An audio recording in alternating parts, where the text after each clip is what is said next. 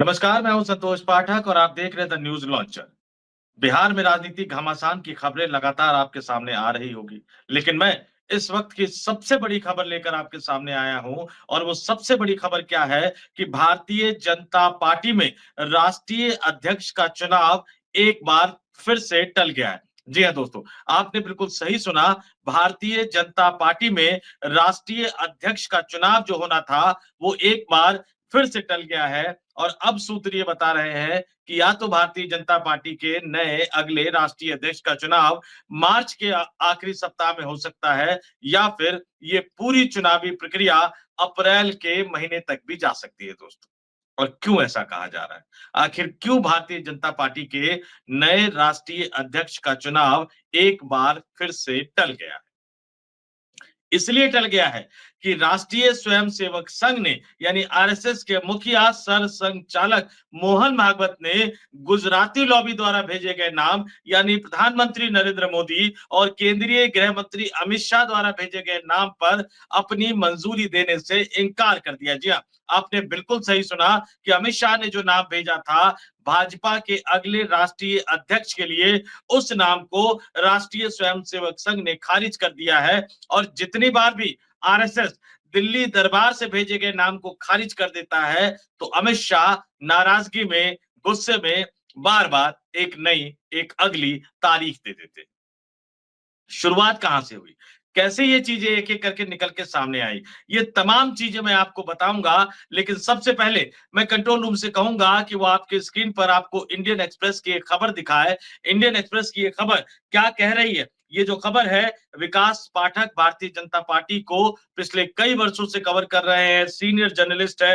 Headline देखिए, BJP slow path to new president and the efforts to pave it with consensus. और नीचे, the party has finished choosing 12 state chiefs and require another 6 in place at least to make half of the total to appoint its new chief had hoped to finish the exercise by जनवरी। यानी Indian express की ये खबर, control room से कहूंगा इसको हटा दे। Indian express की ये खबर आपको क्या बता रही है? आपको ये बता रही है कि जनवरी एंड तक ये तमाम चीजें हो जानी थी, लेकिन फरवरी एंड आ गया है। और कैसे एक-एक करके इस चुनाव को टाला जाता रहा, कैसे बार-बार नरेंद्र मोदी और अमित शाह इस चुनाव को टालते रहे, राष्ट्रीय स्वयंसेवक संघ को बार-बार अल्टीमेटम देते रहे कि हमारे नाम को आप स्वीकार कीजिए, हमारे नाम पर आप मुहर लगाइए, नहीं तो हम भारतीय जनता पार्टी के राष्ट्रीय अध्यक्ष का चुनाव नहीं होने देंगे। तारीख पर तारीख, तारीख पर तारीख और अब एक नई तारीख। कंट्रोल रूम से कहूंगा कि आपको इंडियन एक्सप्रेस की जो खबर, जो हेडलाइन मैंने दिखाई थी, उसके नीचे की खबर दिखाए और यहां पर देखिए कि क्या लिखा गया है। सीधे सीधे ये बता दिया गया, with 12 state presidents appointed, the BJP seems to be on course to choose its new national chief। लेकिन आगे देखिए, एक नेता के हवाले से क्या कहा गया, I expect the presidential election to take at least another month, यानी एक महीना और इसमें लगेगा, said a party leader, pointing out that given the present pace at which organizational polls are being held, that much time may be needed। यानी सीधे सीधे इस खबर में मैं कंट्रोल रूम से कहूंगा इसको हटाए, आगे बढ़ेंगे कि एक बीजेपी नेता के हवाले से इंडियन एक्सप्रेस की ये खबर है, वरिष्ठ पत्रकार की ये खबर है कि एक महीने का समय अभी और लगेगा। वो वरिष्ठ नेता कौन है, उनके नाम का खुलासा करना अभी यहाँ ठीक नहीं है। लेकिन ये बात मान के चल लीजिए कि अब बीजेपी के अगले यानी नए राष्ट्रीय अध्यक्ष का चुनाव 1 महीने के लिए और टल गया है, यानी मार्च के अंत तक टल गया है। भारतीय जनता पार्टी का संविधान ये कहता है कि भाजपा में राष्ट्रीय अध्यक्ष का चुनाव तभी हो सकता है जब आधे राज्यों में चुनाव हो जाए, यानी आधे राज्यों में प्रदेश अध्यक्ष का चयन हो जाए। ये रिपोर्ट इंडियन एक्सप्रेस की बता रही है कि 12 राज्यों में प्रदेश अध्यक्ष का चयन, प्रदेश अध्यक्ष का चुनाव हो चुका है। लेकिन अभी आधे राज्यों वाली जो गाइडलाइन है, आधे राज्यों वाला जो नियम है, उस तक भारतीय जनता पार्टी नहीं पहुंची और इस पूरी प्रक्रिया में अभी 1 महीने का वक्त और लग सकता है। और सोचिए कि कैसे ये प्रक्रिया शुरू हुई, वो तमाम चीजें तारीख बाय तारीख मैं आपको बताऊंगा। लेकिन उससे पहले मैं आपको आपके स्क्रीन पर कंट्रोल रूम से कहूंगा कि अमर उजाला की एक पुरानी खबर वो आपके स्क्रीन पर दिखा है और इस खबर को आप देखिए, इसकी हेडलाइन देखिए। हेडलाइन बताने से पहले तारीख में कहूंगा कि आप गौर कीजिएगा, 15 अक्टूबर 2024 की खबर है। 15 अक्टूबर 2024 और आज हम फरवरी महीने में बैठे हैं वर्ष 2025 में। हेडलाइन क्या है? नए भाजपा अध्यक्ष के चुनाव के लिए के लक्ष्मण बने राष्ट्रीय चुनाव अधिकारी, टीम में संबित पात्रा भी शामिल। ये जो टीम बनाई गई थी नई राष्ट्रीय अध्यक्ष के चुनाव के लिए, उसके बारे में ये बताया गया है। और इसी खबर पर जब हम नीचे आएंगे, मैं कंट्रोल रूम से कहूंगा दूसरा पेज आपको दिखाया जाए। और इस दूसरे पेज में जो देखेंगे अमर उजाला का, इसमें पार्टी की तरफ से उस समय अक्टूबर 2024 में जो रिलीज जारी की गई थी, उसमें ये बताया गया था कि के लक्ष्मण को बाकायदा राष्ट्रीय चुनाव अधिकारी बना दिया गया है राष्ट्रीय अध्यक्ष के चयन के लिए। और वो जो टीम उनकी बनाई गई है, उसमें राज्यसभा सांसद नरेश बंसल, लोकसभा सांसद, पार्टी के राष्ट्रीय प्रवक्ता संबित पात्रा और पार्टी की राष्ट्रीय उपाध्यक्ष रेखा वर्मा को संगठन चुनावों के लिए राष्ट्रीय सह प्रभारी नियुक्त किया गया है। ये अक्टूबर 2024 की खबर है। और उसके बाद देखिए, जानबूझकर Bharatiya Janata party, control room से कहूंगा इसको हटाए, आगे बढ़ते हैं हम, कि जानबूझकर भारतीय जनता पार्टी बार बार अपने राष्ट्रीय अध्यक्ष का चुनाव टाल रही है। अभी कुछ दिन पहले एक खबर में मैंने आपको बताया था कि किस तरह से उत्तर प्रदेश में जो जिला अध्यक्षों के नाम तय किए गए थे, पार्टी आलाकमान से विचार विमर्श करने के बाद जब वो दिल्ली भेजे गए, तो पार्टी आलाकमान ने उन नामों को वापस लौटा दिया। क्या कहते हुए कि इन नामों में आप दलितों को शामिल कीजिए, महिलाओं को शामिल कीजिए, जबकि पूरी लिस्ट उन्हीं के साथ विचार विमर्श कर बनी थी। और क्यों किया गया? क्योंकि जिलाध्यक्ष के अगर जो नामित है या जिलाध्यक्ष की घोषणा अगर टल जाएगी, तो प्रदेश अध्यक्ष के चुनाव होने में देरी होगी और इसका असर पार्टी के नए राष्ट्रीय अध्यक्ष के चयन पर पड़ेगा। अब 12 राज्यों में जो ये बताया जा रहा है कि प्रदेश अध्यक्ष का चुनाव हो चुका है, लेकिन कई बड़े राज्यों में मामला अभी तक फंसा कर रखा गया है। लोकसभा चुनाव में जब उत्तर प्रदेश में पार्टी को बहुत बुरी हार मिली थी, तो उत्तर प्रदेश के उस समय चुनाव के बाद भूपेंद्र चौधरी प्रदेश अध्यक्ष, उन्होंने पद छोड़ने की पेशकश कर दी। पार्टी आलाकमान ने कहा बने रहिए, संगठन का चुनाव ही होना है, संगठन चुनाव में तय कर लिया जाएगा। लेकिन संगठन चुनाव अभी तक उत्तर प्रदेश में नहीं हो पाए। जिलाध्यक्षों की जो लिस्ट बनी थी उसको लौटा दिया गया। और बाकी अब आते रहिए कि किस तरह से संगठन हो रहा है। मध्य प्रदेश में देखिए, वीडी शर्मा 5 वर्ष पूरे हो गए, पार्टी अभी तक ये डिसाइड नहीं कर पाई है कि वहां राजपूत को प्रदेश अध्यक्ष, नया प्रदेश अध्यक्ष बनाया जाए, ब्राह्मण को बनाया जाए, दलित को बनाया जाए या आदिवासी नेता पर दांव लगाया जाए। इसके अलावा कई राज्यों में हालत देखिए क्या है।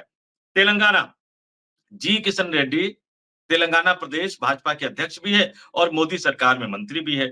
यहां तक कि गुजरात में सी आर पाटिल प्रदेश अध्यक्ष भी है और मोदी सरकार में कैबिनेट मंत्री यानी जल शक्ति मंत्री भी है। और देखिए, सोचिए, आज ही दिलीप जायसवाल साहब बिहार के भारतीय जनता पार्टी के प्रदेश अध्यक्ष ने यह कहते हुए इस्तीफा दिया, एक व्यक्ति एक पद का सिद्धांत।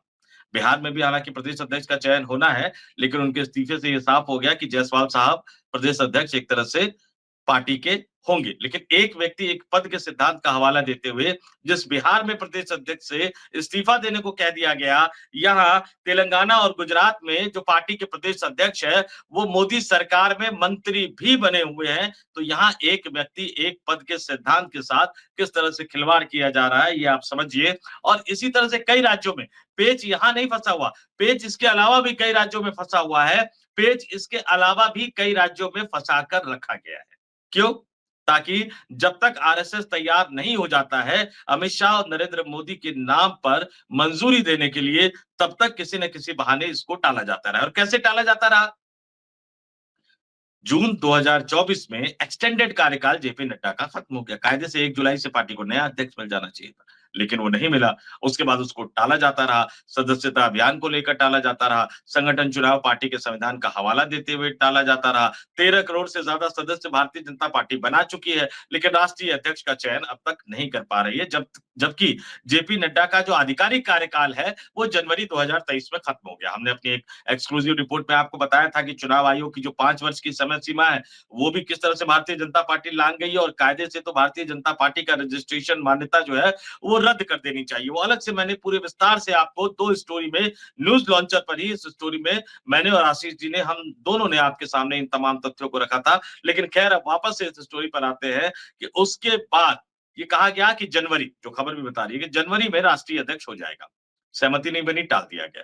फिर ये कहा गया कि फरवरी के पहले सप्ताह में राष्ट्रीय अध्यक्ष का चयन हो जाएगा। सहमति नहीं बनी, टाल दिया गया। फिर ये कहा गया फरवरी के दूसरे सप्ताह में राष्ट्रीय अध्यक्ष का चयन हो जाएगा। सहमति नहीं बनी, टाल दिया गया। फिर ये कहा गया कि फरवरी के आखिरी सप्ताह में राष्ट्रीय अध्यक्ष का चयन हो जाएगा। सहमति नहीं बनी, टाल दिया गया।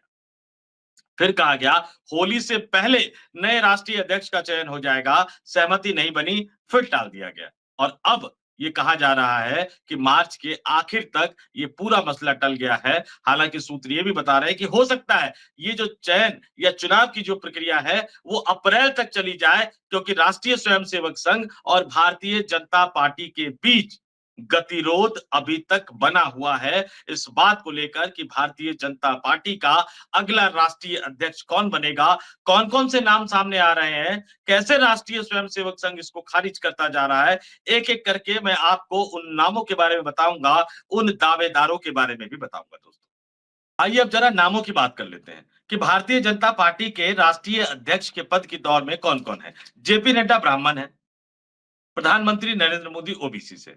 तो सबसे पहले जाति के आधार पर भारतीय जनता पार्टी को ये तय करना है कि वो अपर कास्ट में किस नेता पर, किस व्यक्ति पर, किस जाति के नेता पर अपना दांव लगाए। चूंकि प्रधानमंत्री खुद ओबीसी है, इसलिए प्रधानमंत्री और अमित शाह द्वारा जो नाम पहले प्रस्तावित किए गए थे, भूपेंद्र यादव, धर्मेंद्र प्रधान, इन दोनों नामों को राष्ट्रीय स्वयंसेवक संघ ने एक तरह से खारिज कर दिया, जातिगत समीकरण बैठाने के नाम पर। उसके बाद देखिए कैसे एक-एक करके नाम जो है वो तमाम सामने आते रहे। इसके बाद जो दूसरी बात जो पार्टी को तय करनी है कि अब जो नया राष्ट्रीय अध्यक्ष हो, वो भारत के कौन से क्षेत्र से हो? क्या उत्तर भारत से हो, दक्षिण भारत से हो, पूर्वोत्तर भारत से हो, पश्चिम भारत से हो, कहाँ से वो नया अगला राष्ट्रीय अध्यक्ष चुनाव किया जाए। और तीसरा सबसे बड़ा सवाल है कि अगर दक्षिण भारत से पार्टी को अपने अगले नए राष्ट्रीय अध्यक्ष का चुनाव करना है, तो ये तेलंगाना से हो, ये कर्नाटक से हो, ये आंध्र प्रदेश से हो या किसी अन्य राज्य से हो। और इन तमाम समीकरणों को सोचते उसके बीच में लगातार नरेंद्र मोदी, अमित शाह अपने नामों को बीच में डालने की कोशिश कर रहे हैं। मनोहर लाल खट्टर, क्या कहा था नरेंद्र मोदी ने, बाइक पे लेके घुमाया करते थे मुझे। किसी को अंदेशा नहीं था, उन्हें अचानक हरियाणा का मुख्यमंत्री बना दिया गया। और जब लगा कि उनके मुख्यमंत्री रहते पार्टी चुनाव हार सकती है, तो उनको हटाकर नायब सिंह सैनी को मुख्यमंत्री बना दिया गया और उसके बाद उन्हें लोकसभा का चुनाव लड़ाया गया। नरेंद्र मोदी ने अपने कैबिनेट में मंत्री बना दिया। सूत्र ये बता रहे हैं कि मनोहर लाल खट्टर का नाम भी नागपुर भेजा गया था। नागपुर ने उनके नाम को खारिज कर दिया कि नहीं, मनोहर लाल खट्टर नहीं चलेंगे, हमें ऐसा व्यक्ति चाहिए जो गुजराती लॉबी के प्रभाव से मुक्त हो, यानी नरेंद्र मोदी और अमित शाह के प्रभाव से मुक्त हो। इसके बाद कई नामों पर एक-एक करके चर्चा जो है वो चलती रही कि कौन-सा नाम आगे आएगा, किसको राष्ट्रीय अध्यक्ष बनाया जाएगा, एक-एक करके कई नाम सामने आते रहे। अब जो दक्षिण भारत के 3-4 जो बड़े नाम बताए जा रहे हैं, जिनको आगे बढ़ाने की कोशिश की जा रही है, उसमें जी किशन रेड्डी मैंने बता दिया आपको। मोदी सरकार में, मोदी कैबिनेट में मंत्री हैं और साथ ही साथ वो प्रदेश अध्यक्ष की जिम्मेदारी भी संभाल रहे हैं तेलंगाना में। बी संजय कुमार की बात कही जा रही है, तेलंगाना से आते हैं, बड़े नेता है, कद्दावर नेता है। प्रहलाद जोशी की बात कही जा रही है, कर्नाटक से आते हैं, बड़े नेता है, मोदी सरकार में मंत्री हैं। डॉक्टर के लक्ष्मण का भी नाम आ रहा था एक ज़माने में, उनको भी ओबीसी के नाम पर आगे बढ़ाया जा रहा था। हालाँकि उनका नाम संघ पहले ही खारिज कर चुका है और पार्टी ने उनको राष्ट्रीय अध्यक्ष के चयन के लिए चुनाव प्रभारी बनाकर ये साफ कर दिया है कि डॉक्टर के लक्ष्मण तो कम से कम अगले राष्ट्रीय अध्यक्ष नहीं बनने जा रहे हैं। तो सवाल ये है कि फिर राष्ट्रीय अध्यक्ष कौन बनेगा?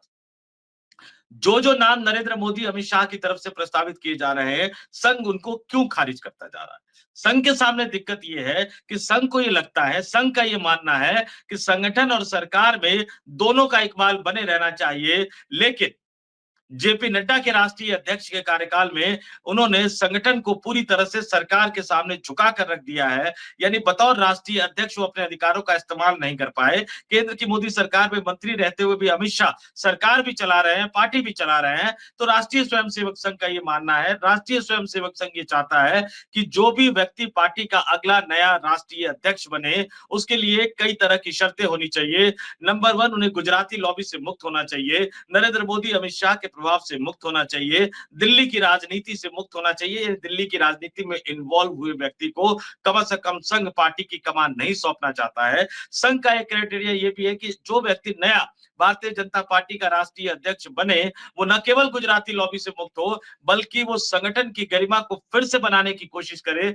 कार्यकर्ताओं के साथ संवाद करे, कार्यकर्ताओं की बात सुने और संगठन में अगर कहीं किसी नेता को सरकार के रवैये से दुःख है तो उस दुःख को दूर करने की कोशिश करे, मंत्रियों पर दबाव डाला जाए कि वो संगठन की बात सुने। और मंत्री पर जब दबाव की बात कर रहा हूं तो इसमें आप प्रधानमंत्री नरेंद्र मोदी को भी शामिल कर लीजिए, आप गृह मंत्री अमित शाह को भी शामिल कर लीजिए। आज की तारीख में सच्चाई ये है कि पार्टी के नेताओं, कार्यकर्ताओं, विधायकों, सांसदों, अधिकारियों की बात तो छोड़ दीजिए, जेपी नड्डा भी ढंग से अपना जो दुखड़ा है, ना वो प्रधानमंत्री को सुना पाते हैं, ना वो अमित शाह को सुना पाते हैं। तो संघ जेपी नड्डा की तरह का राष्ट्रीय अध्यक्ष नहीं चाहता, लेकिन दूसरी तरफ नरेंद्र मोदी हो, अमित शाह हो, ये दोनों नहीं चाहते कि आरएसएस के प्रभाव वाला व्यक्ति पार्टी का राष्ट्रीय अध्यक्ष बने। इसलिए उन्होंने लोकसभा 2024 के लोकसभा चुनाव से तकरीबन तकरीबन सवा साल पहले जनवरी 2023 में ही जेपी नड्डा का कार्यकाल बढ़ाकर जून 2024 तक कर दिया था, और उसके बाद अघोषित रूप से जेपी नड्डा ही पार्टी के नए राष्ट्रीय अध्यक्ष बने हुए हैं। अघोषित रूप से इसलिए कह रहा हूं कि जून 2024 के बाद उनका कार्यकाल कब बढ़ा, किसने बढ़ाया, कैसे बढ़ाया, इसको लेकर कोई सार्वजनिक सूचना नहीं है। संघ के साथ दिक्कत क्या है कि वो कुछ कर नहीं पा रहा, खुलकर वो सामने आ नहीं पा रहा। मोहन भागवत पता नहीं लड़ना चाहते हैं या लड़ नहीं पा रहे। आज भी ये सच्चाई तो है कि अगर राष्ट्रीय स्वयंसेवक संघ ने सार्वजनिक रूप से भारतीय जनता पार्टी के नए राष्ट्रीय अध्यक्ष के चयन को लेकर कोई बयान दे दिया, तो फिर अमित शाह और नरेंद्र मोदी के लिए उसको झेल पाना आसान नहीं होगा। और इसी चीज का फायदा ये दोनों उठा रहे हैं, चूंकि इनको लग रहा है कि मोहन भागवत या आरएसएस का कोई बड़ा नेता पब्लिकली खुलकर भारतीय जनता पार्टी के राष्ट्रीय अध्यक्ष के चयन को लेकर बोलेगा नहीं, तो इसलिए ये लगातार अपने नाम को नागपुर भेज रहे हैं, और वहां से जैसे ही नाम खारिज होकर आ जाता है तो फिर चुनाव को टाल देते हैं, और एक बार फिर से भारतीय जनता पार्टी के राष्ट्रीय अध्यक्ष के चुनाव को टाल दिया गया है। गेंद फिर से नागपुर के पाले में है, राष्ट्रीय स्वयंसेवक संघ के पाले में है, मोहन भागवत के पाले में है, और भारतीय जनता पार्टी के करोड़ों कार्यकर्ता इंतजार कर रहे हैं कि उनका अगला नया राष्ट्रीय अध्यक्ष कौन होगा। तो इंतजार करते हैं मार्च के अंत तक भी चुनाव हो पाता है या नहीं, सहमति बन पाती है नहीं, दोनों में से झुकता कौन है, और अगर कोई भी नहीं झुकेगा तो फिर राष्ट्रीय अध्यक्ष का चुनाव टालकर कहां तक ले जाएगी नरेंद्र मोदी और अमित शाह वाली भारतीय जनता पार्टी। इस वीडियो में इतना ही। मुझे यानी संतोष पाठक को दीजिए इजाजत। आप तमाम लोग देखते रहिए द न्यूज लॉन्चर। नमस्कार।